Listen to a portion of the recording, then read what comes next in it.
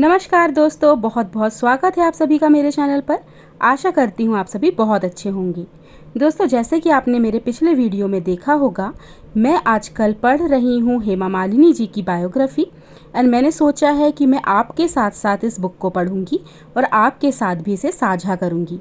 तो देखिए दोस्तों, ये रही हेमा मालिनी जी की बचपन की तस्वीर जिसमें वो डांस कर रही हैं। जैसे कि आपको पता ही है हेमा जी को कितना शौक है नृत्य करने का और बचपन से ही उन्हें काफ़ी शौक था। तो आप देख सकते हैं ये उनके बचपन की फ़ोटो है और आज हम जानेंगे हेमा मालिनी जी के बचपन के बारे में।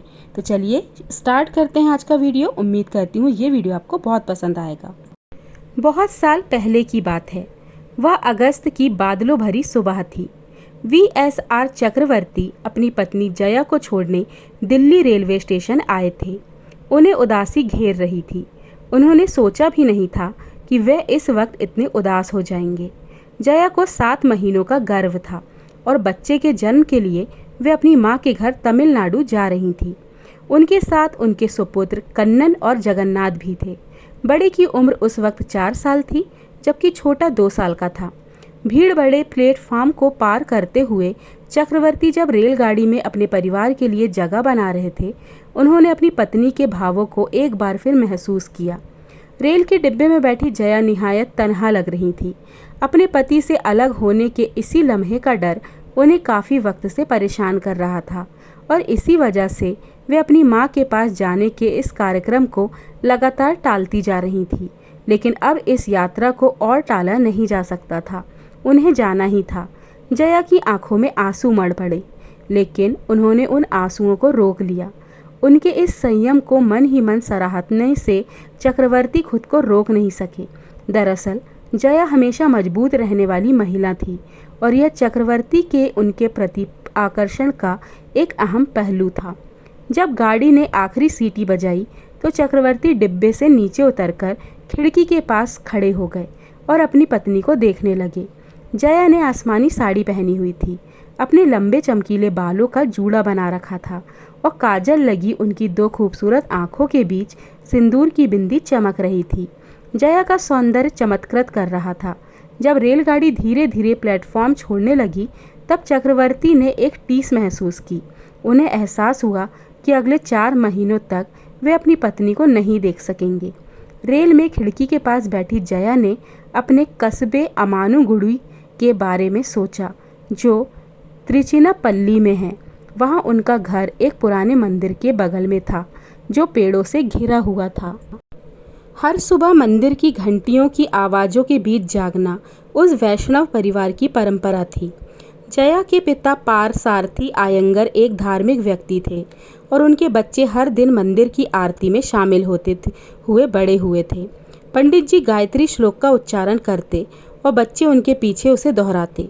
जया को मंत्रोच्चारण की ध्वनि काफ़ी पसंद थी, खास तौर पर लक्ष्मी सूत्रम की, जिसमें देवी लक्ष्मी के अलग अलग अवतारों के बीच में विस्तार से बताया गया है। खास प्रार्थनाएं खास त्योहारों के लिए तय थी। दशहरा जया का पसंदीदा त्यौहार था और लगभग 5 सालों के बाद वे दशहरे के त्यौहार से पहले अपनी मां के घर लौट रही थी। दक्षिण भारत में यह परंपरा है कि हफ्तों पहले से ही लोग गोलू नवरात्र के त्यौहार की तैयारियां करने लगते हैं। पर्दे और कारपेट साफ किए जाते हैं, कमरों की रंगाई की जाती है और दरवाजों को चमेली जैस्मीन के फूलों से सजा दिया जाता है। त्योहारों के इन पावन दिनों के दौरान देवी देवताओं की पूजा के लिए एक खास कमरा सुरक्षित कर दिया जाता है। 9 चरणों वाला एक खास सेट डिज़ाइन किया जाता है जो नवरात्र के 9 दिनों को दर्शाता है। सफ़ेद कपड़े में लिपटा प्रत्येक चरण एक अलग विषय वस्तु प्रदर्शित करता है और उसी के हिसाब से उसे सजाया जाता है।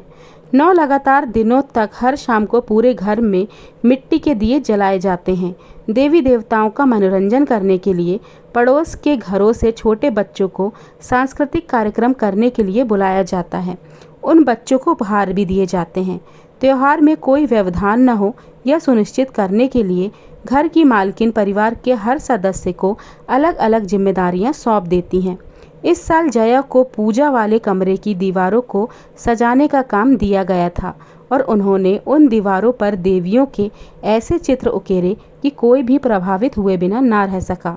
चूँकि जया का कोई खास साथी ना था, ऐसे में वह अपना अधिकांश समय वायलिन का अभ्यास करने और दीवारों पर पेंटिंग करने में बिताती थी। उन्हें इन कामों में काफ़ी आनंद आता था। उन दिनों काफ़ी कम महिलाएं पेंटिंग करती थी और आगंतुक जब उनके बनाए देवी लक्ष्मी, दुर्गा और सरस्वती के चित्र देखते थे तो सराहना किए बगैर नहीं रह पाते थे। जया को अपना बनाया वह चित्र खास पसंद था, जिसमें देवी लक्ष्मी कमल पर खड़ी हैं और गले में हार धारण किए हैं। यह एक संयोग ही था कि इन बातों के कुछ दिनों बाद 15 अक्टूबर की आधी रात को यानी दशहरा को जया ने अपने तीसरे बच्चे को जन्म दिया। वह एक बहुत खूबसूरत बच्ची थी। जया ने उसका नाम हेमा मालिनी रखा। इस शब्द का मतलब होता है दिव्य और इसे एक लक्ष्मी सूत्रम से लिया गया है। हेमा मालिनी बताती हैं, मेरी माँ ने मुझे बाद में बताया कि उन्होंने दीवारों पर देवियों की पेंटिंग इसलिए बनाई क्योंकि वे अपने सपनों में लगातार उन्हें देखती थी। बचपन में हेमा हमेशा अपने बड़े भाइयों के साथ रहती थी और चूंकि वे सबसे छोटी थी, ऐसे में वह दोनों हेमा को तंग किया करते थे। मैं हर वक्त उनके पीछे लगी रहती थी, लेकिन उनके मुश्किल और बेढव खेलों में शामिल नहीं हो पाती थी। मेरी माँ मुझे उनके साथ धूप में खेलने से मना करती थी। वह मुझे खींचकर घर में ले आती और बालों में तेल चुपड़ देती। उसके बाद नहा धोकर आराम करते हुए मैं अपने भाइयों का इंतज़ार करती थी कि उनसे उस दिन की उनकी धमा चौकड़ी की कहानी सुन सकूं। जब हेमा बड़ी हुई तो उन्हें पता चला कि उनकी माँ ने उनके भविष्य के लिए कुछ खास सपने संजोकर रखे हैं। ये सपने शायद जया की अपनी उन दबी हुई इच्छाओं के अवशेष थे जिन्हें वे अपने विवाह की वेदी पर कुर्बान कर चुकी थी। अब वह अपनी उन आकांक्षाओं को अपनी बेटी के माध्यम से पूरा करना चाहती थी। जया एक ऐसे परिवार में पली बढ़ी थी जहां उनके हर तरफ संगीत ही संगीत था। ऐसे में यह कोई अचरज वाली बात नहीं थी कि वह सभी कलात्मक कामों के प्रति काफ़ी आकर्षित थी। उनका मन पढ़ने में काफ़ी लगता था और वह काफ़ी अच्छा लेखिका भी थी। तमिल पत्रिकाओं में वह नियमित रूप से कॉलम भी लिखती थी। शास्त्रीय कला में वे दक्ष थी और काफ़ी सहजता के साथ वायलिन बजा लेती थी। हालांकि इन चीज़ों को अपना करियर बनाने की उनकी कोई इच्छा या महत्वाकांक्षा नहीं थी, लेकिन अपनी बेटी के लिए उन्होंने यह तय कर लिया था कि उसे नृत्यांगना बनाएंगी। यह उनका सपना था और उनका लक्ष्य भी। चक्रवर्ती ने कुछ समय तक श्रम एवं रोजगार मंत्रालय में काम किया। बाद में उन्होंने दिल्ली में कर्मचारी राज्य बीमा निगम ESIC में नौकरी कर ली और वहां लंबे समय तक अपनी सेवा दी। अपने बेटों कन्नन और जगन्नाथ की जिम्मेदारी उन्होंने खुद ले रखी थी, जबकि अपनी बिटिया का उत्तरदायित्व अपनी सक्षम पत्नी जया को दे रखा था। जया ने अपने मन की बात सुनी और अपनी नन्ही बेटी को भारतनाट्यम के औपचारिक परीक्षण के लिए गुरु तारा रामस्वामी के पास ले गई। हेमा ने जब पहली बार अदावू किया तो उनके घुटनों को काफ़ी चोट पहुंची, लेकिन उन्हें एक भी दिन अपनी कक्षाएं छोड़ने की अनुमति नहीं मिली। उनकी माँ ने बड़े आराम से समझाया, तुम्हें इसकी आदत पड़ जाएगी, और माँ ने ठीक ही कहा था। कुछ ही हफ्तों के भीतर हेमा बिना किसी शिकायत के नृत्य करने लगी थी और साल बीतने से पहले पहले वह सभाओं में भी प्रस्तुति देने लगी थी। चूँकि उनका परिवार दिल्ली में रहता था, ऐसे में गणमान्य लोगों के समक्ष प्रस्तुति देने के मौके अक्सर आते थे। इस दौरान हेमा ने तत्कालीन राष्ट्रपति राजेंद्र प्रसाद और महारानी एलिजाबेथ के सामने भी अपनी नृत्य कला का प्रदर्शन किया। उन दिनों कम उम्र के कलाकारों की संख्या अधिक नहीं थी। ऐसे में हेमा की गिनती दिल्ली के सर्वाधिक चर्चित बाल कलाकारों में होने लगी। हेमा मालिनी उन दिनों को याद करते हुए बताती हैं, लोगों की प्रतिक्रिया और प्रशंसा मुझे अच्छी लगती थी और कुछ समय के लिए मैं अपने घुटनों के दर्द को भूल जाती थी। वक्त बीतने के साथ प्रस्तुतियाँ मेरे जीवन का हिस्सा बन गई। बचपन में स्टेज पर जाने से पहले अम्मा मुझे एक गुरु मंत्र देती थी जो मेरे लिए चमत्कार की तरह काम करता था। वह कहती थी, ध्यान एकाग्र करो, घबराओ मत, गलतियाँ मत करो। यह मुझे नटराज की मूर्ति के सामने झुकने के लिए कहती और शांतिपूर्वक एक प्रार्थना करती। पर्दा उठने से ठीक पहले मेरे पेट में कुछ होने लगता। उसके बाद जब संगीत शुरू होता और रोशनी हो जाती, तब मैं फिर से खुद को पूरे नियंत्रण में पाती। मुझ में इस बात से आत्मविश्वास आता कि अम्मा मेरी रक्षा कर रही हैं और उनकी उपस्थिति मात्र से मैं निश्चिंत हो जाती कि कुछ भी गलत नहीं हो सकता। दिल्ली में चक्रवर्ती परिवार गोल मार्केट के नज़दीक एक कॉलोनी में अपने सरकारी आवास में रहता था। घर के बाहर अच्छे तरीके से कटाई किया हुआ एक लॉन था। इसके अलावा वहाँ एक बरामदा था जिसमें खम्भे थे। हर शाम को परिवार एक साथ वहीं बैठता था। रसोई और अन्य कमरों के बीच एक लंबा गलियारा था। हेमा याद करती हैं, अम्मा का काफ़ी वक्त रसोई में खाना बनाने में बीतता था। हम सभी एक साथ खाते थे। हमारी प्लेटें थोड़ा ऊंची लकड़ी की चौकी पर रखी होती थी। कभी कभी जब अप्पा को काम से लौटने में देर हो जाती तो अम्मा उनका इंतज़ार करती, लेकिन वे हमारे साथ बैठती थी और पूछ पूछ कर हमें खाना खिलाती थी। हेमा आगे बताती हैं, सफाई करने और नारियल पीसने के लिए अम्मा ने एक नौकरानी रखी थी। रसोई के कामों में अप्पा हमेशा अम्मा का मदद करते थे। रात में खाने के बाद हम बच्चे खेलने के लिए भागते तो अप्पा बर्तन साफ करने में उनकी सहायता करते। लेकिन आश्चर्य की बात यह है कि घर का काम करना या खाना पकाना सीखने के लिए मुझ पर कोई दबाव नहीं डाला गया। बिस्तर उठाने और उन्हें चारपाइयों पर लगाने जैसे कठिन काम अप्पा के जिम्मे थे और बाद में बड़े भाई कन्नन ने यह जिम्मेदारी ले ली थी। इतने साल बीतने के बाद जब भी हेमा दिल्ली में होती हैं, उनके बचपन को याद करके उनके मन में एक खुशी की लहर उमड़ जाती है। जब हम बच्चे थे तो जब भी हम रेलवे स्टेशन जाना होता था तब अप्पा 2 गाड़ियाँ किराए पर लाते। एक तांगा जिस पर हमारा सामान जाता था और दूसरा एक विक्टोरिया जिस पर हम लोग बैठकर जाते। अप्पा दोनों को एक दूसरे के साथ चलने की ताकीद करते ताकि वह सामान पर नज़र रख सकें।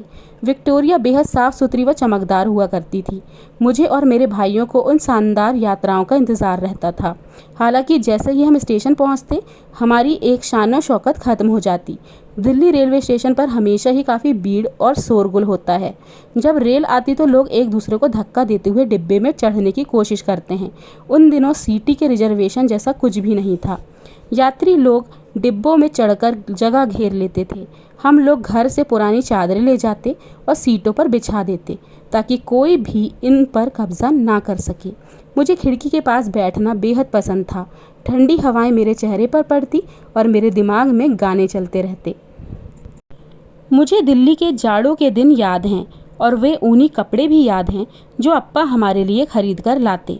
उनमें हमें इतना मज़ा आता कि हम एक के ऊपर एक स्वेटर पहन लेते। जाड़े के महीनों के दौरान इतनी ठंड पड़ती कि सब लोग आमतौर पर घर के भीतर ही रहते।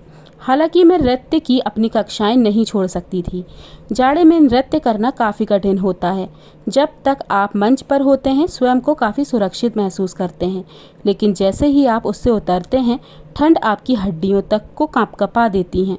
ऐसे मौक़ों पर अप्पा मुझे एक भारी ओवरकोट में लपेट देते थे और उसकी वेलवेट मजबूती से बांध देते थे। हेमा के पास दिल्ली की गर्मियों से भी जुड़ा एक बहुत अच्छा किस्सा है। हेमा बताती हैं, गर्मियों में सभी लोग छत पर सोते थे। ऊपर होता खुला आसमान और तारे। मैं और मेरे भाई छुपा छुपी का खेल खेलते थे और जब बारिश होती अप्पा नृत्य की कक्षा में साइकिल से ले जाते। शाम को मुझे ढकने के लिए एक छतरी पकड़े रहते। डांस स्कूल काफ़ी दूर था। उन दिनों साइकिल ही हमारे आने जाने का इकलौता साधन था। जिस दिन साइकिल ठीक नहीं होती उस दिन चक्रवर्ती और उनकी बिटिया बस से जाते। बस स्टॉप से घर तक का रास्ता दूर था और उन्हें पैदल वापस लौटना होता था। इस दौरान हेमा अपने अप्पा का हाथ मजबूती से थामे रहती। अप्पा का मानना था कि टहलना इंसान के शरीर के लिए सबसे बेहतर व्यायाम है। वह इसे अपनी नटराज यातायात सेवा कहते थे। घर में सभी लोग नियमित तौर पर टहला करते थे। मैं अपनी नृत्य की कक्षा से घर पैदल आती। मेरे भाई घर से स्कूल पैदल जाते और रोज़मर्रा का सामान लेने के लिए अम्मा पैदल ही बाजार जाती। उन दिनों कोई भी छोटी दूरी के लिए कोई सवारी नहीं खोजता था। कुछ लोग तिपहियों से ज़रूर चलते थे, लेकिन अप्पा ने हमें उनका इस्तेमाल करने से मना किया था। उनका मानना था कि ये लोग काफ़ी ख़राब तरीके से गाड़ी चलाते हैं। पैदल चल कर दूर तक जाना अभी भी मेरी स्मृति में अंकित है। पैदल चलते वक्त मेरे और अप्पा के बीच शायद ही कभी बातचीत होती, लेकिन उस चुप्पी के भीतर एक गहरा संबंध छिपा था। वह कभी भी अपने प्यार और दुलार को प्रदर्शित नहीं करते थे, लेकिन मेरे हाथों पर उनकी मजबूत पकड़ मुझे बहुत हौसला देती थी। सामाजिक कार्यक्रमों में यह परिवार काफ़ी कम जाता था, लेकिन वे लोग कोई भी नृत्य कार्यक्रम नहीं छोड़ते थे। उस समय की हिंदी सिनेमा की जानी मानी स्टार वैजयंती माला एक बार दिल्ली के सप्रू हाउस में भरतनाट्यम कर रही थी। और चक्रवर्ती परिवार उनका नृत्य देखने गया था। मंच पर वैजयंती माला की चपलता देखने लायक थी। आज भी हेमा को उनकी वह कांजीवरम साड़ी, उनकी चमकीली काली आंखें और उनकी लंबी पतली उंगलियां याद है। वे किसी और ही दुनिया की लग रही थी।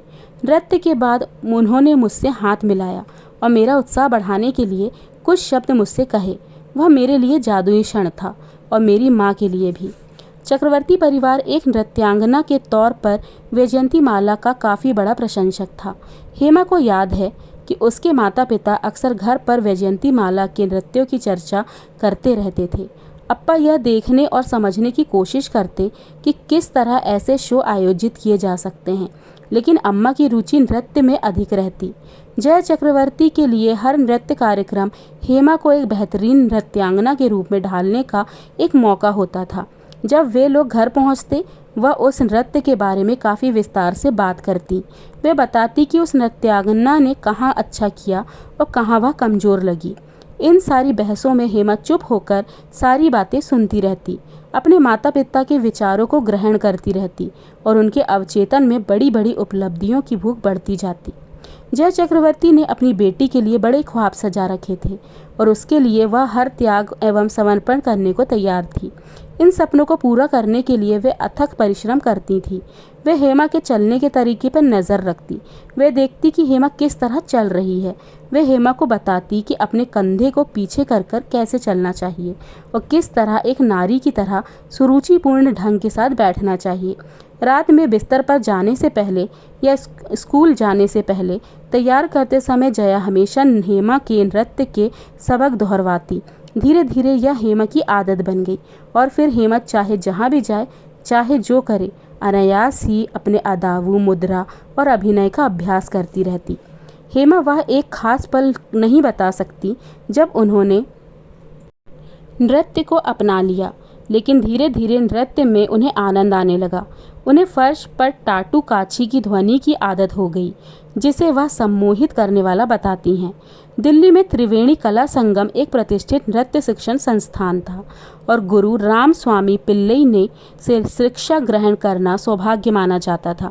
हेमा को वहां जाना पसंद था, लेकिन वह हर वक्त नृत्य में ही व्यस्त नहीं रहना चाहती थी। अपनी उम्र के बाकी बच्चों की तरह वह खेलना चाहती थी, खिड़की पर खड़े होकर आने जाने वालों को देखना चाहती थी, कुछ खाली वक्त बिताना चाहती थी, बूढ़ी औरतों की गप्पे सुनना चाहती थी या अपने भाइयों के साथ चिपके रहना चाहती थी। लेकिन उनकी दिनचर्या इतनी व्यस्त थी कि ऐसी चीज़ों के लिए उनके पास वक्त ही नहीं बचता था। अपने बड़े भाइयों के साथ हेमा ने मद्रासी हायर सेकेंडरी स्कूल में पढ़ाई की, लेकिन अपनी कक्षा के बाकी बच्चों के साथ उनकी ज़्यादा बातचीत नहीं होती थी। अगर वे स्कूल में नहीं होती तो घर पर होमवर्क करने में व्यस्त होती। जब वह होमवर्क कर लेती तो फिर उन्हें नृत्य की कक्षा के लिए जाना होता था। कई बार कोई दोस्त या साथी ना होना उन्हें खलता था, लेकिन वे काफ़ी शर्मीली थी। ऐसे में उन्हें नहीं पता था कि किसी से कैसे दोस्ती की जाए। हेमा बताती हैं, जब मैं पड़ोस में बच्चों को खेलते हंसते देखती तो मुझे बहुत अचरज होता कि वह किस बात पर हंस रहे हैं। मैं उनकी खुशी को समझ नहीं पाती थी और यहाँ भी तय नहीं कर पाती थी कि वह भी मुझे बिल्कुल अजीब समझते होंगे। कई बार ऐसा होता कि मैं उनकी तरह बनने की कोशिश करती और शरारतें करती। ऐसे में मेरी माँ को गुस्सा आ जाता। दोस्तों, आज के लिए बस इतना ही। आज हमने जाना कि कैसे हुआ हेमा मालिनी जी का जन्म, उनकी माँ ने उनके लिए कितनी ज़्यादा परिश्रम किए उन्हें नृत्यांगना बनाने के लिए, उनका बचपन कैसा था, हम ये जान ही रहे हैं। फिर मिलूंगी आपसे अगले वीडियो में, तब तक के लिए नमस्कार।